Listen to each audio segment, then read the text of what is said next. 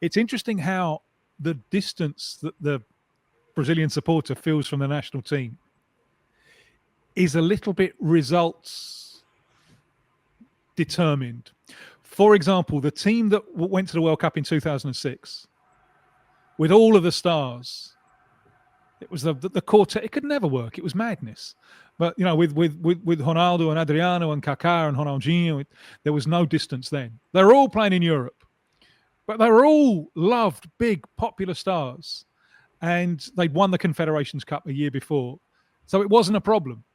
There was no lack of empathy between the fans and the team. But when the team don't win, that's when this argument always resurfaces. But they're different spheres, haven't they? And the globalisation of the game has made them different spheres. Caio, how do you see the globalisation of the game being affected by this tournament?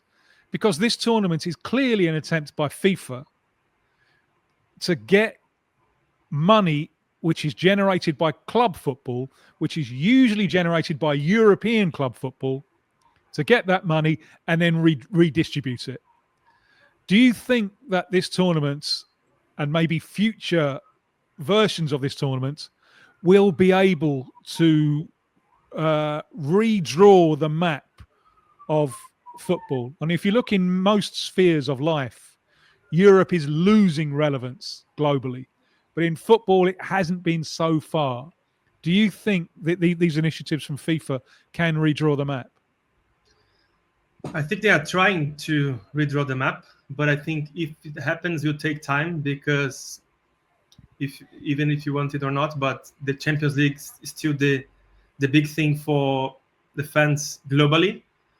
And they still have the financial power to beat any team from outside Europe in this competition, even though they might not play 100% the whole tournament. As we saw with PSG, they lost to Botafogo in the group stage, but when it mattered and they put the foot on the gas, they won it easily, even against Real Madrid. So I think the money is still in Europe, and obviously football is about money. The modern football is about money, and when you have the money to sign the best players, you still have the upper hand in the game, I believe. Like as an example, as Chelsea signed I don't know how many players over the past seasons, and they were able to sign João Pedro during the tournament, and he played only a game and a half, and he was quite decisive against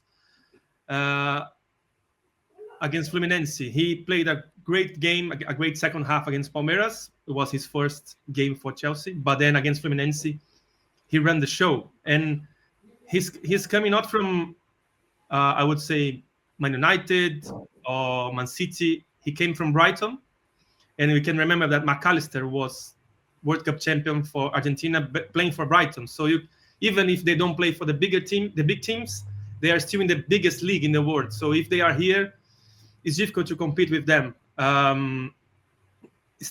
Chelsea signed Estevão from Palmeiras, the highest selling player from Palmeiras ever, and is not even in the top 5 most expensive players that Chelsea bought recently. So at the end of the day, money talks, and money is in Europe, mainly in the UK and in the Premier League.